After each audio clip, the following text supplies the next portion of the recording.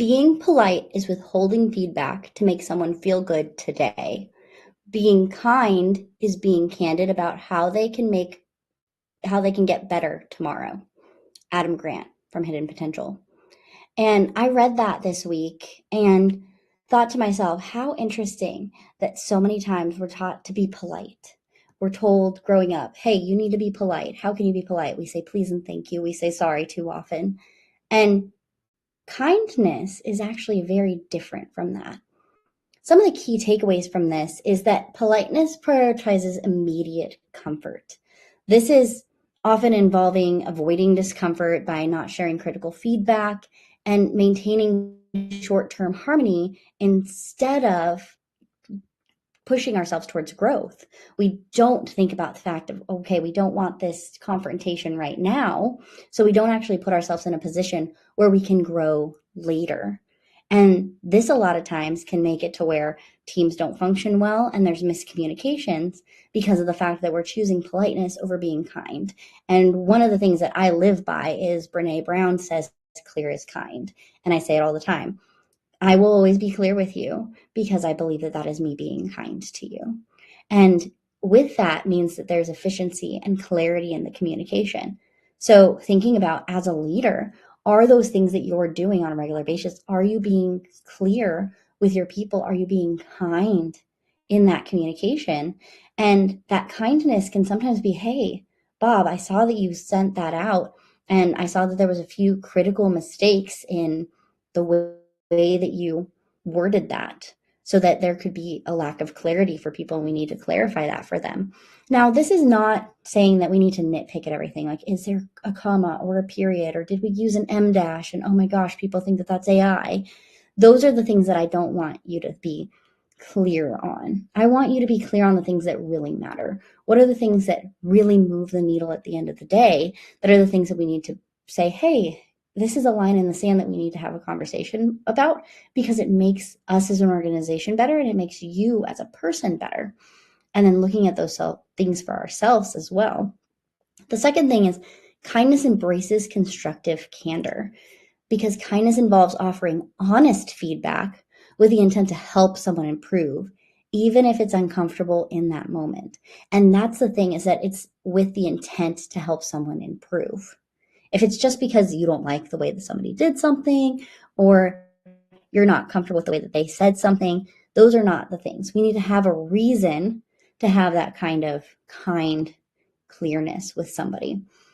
And the third thing is the courage to be kind, because delivering candid feedback is not always easy. It requires empathy and it requires bravery. It's about valuing someone's development over the ease of the conversation. I had this conversation with my 10-year-old the other day because she was like, Mom, you're so brave. And I was like, honey, what do you think that brave is? And she told me it's, you're not afraid of things. You're not afraid to do X, Y, and Z. And I was like, honey, bravery actually means being afraid and doing it anyways. You might feel afraid to have that confrontation with somebody and say, hey, this is where I'm coming from. But when we pull empathy in first, we're not saying, hey, I'm going to tell this person off, or hey, this is going to be the thing the hill that I die on. But we're saying, hey, I want to see you move towards the next thing, that promotion, the kind of things that you want in your business, in your life as a person. And that's where I'm going to have empathy and then be brave enough to say the things. Because when we think about practical applications for this, when we're thinking about this in our leadership as a person, because whether you're in a leadership position right now or not, you are always leading yourself. We want to foster a culture where honest feedback is encouraged and valued, which leads to continuous improvement and trust within a team. So if I know that if I make a mistake, my leader is going to come to me and say, hey, Kabrina, I saw that this happened and this is how I'd like to see it happen the next time, and here's why. I'm going to go, okay, cool. Now I have guidelines. A lot of times as leaders, we're like, okay, well, we gave them the job. This is what they're supposed to do. And we're just going to let them go on their merry way, and we give them no direction. And then we go, oh my gosh, that didn't go exactly like I thought that it was going to. And I expected X, Y, and Z, but we didn't give expectations at the forefront.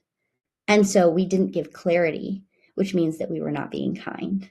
We were trying to be polite and say, well, you know what you're going to do. You know what to do. Here's the job description. And then we get mad when it doesn't come back the way that we want it to.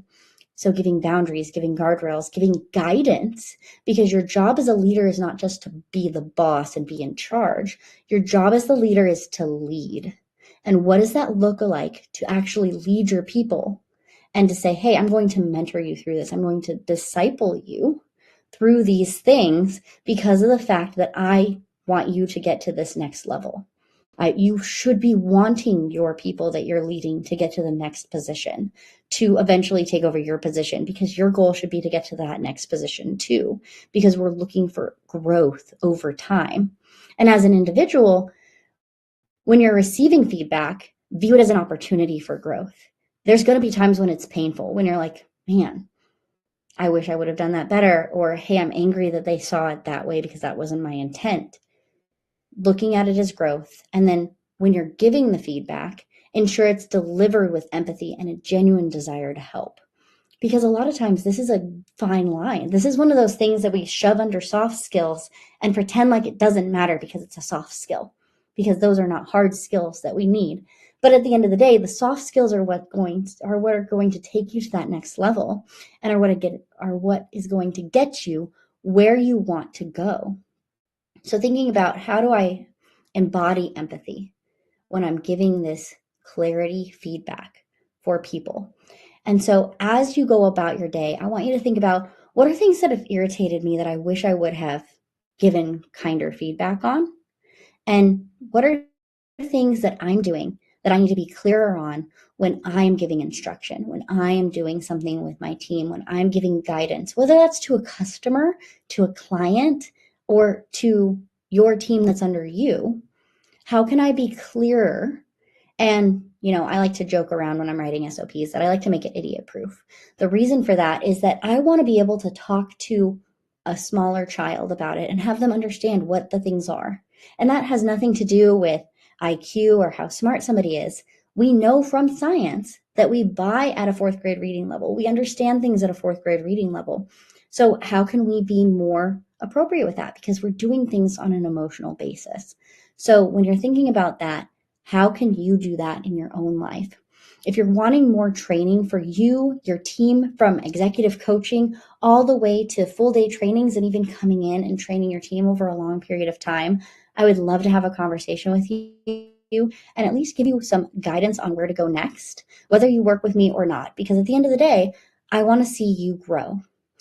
I'd love to get on a call with you. You can book your call at kabrinaashley.com/strategy-call, and I will see you on Unscripted tomorrow.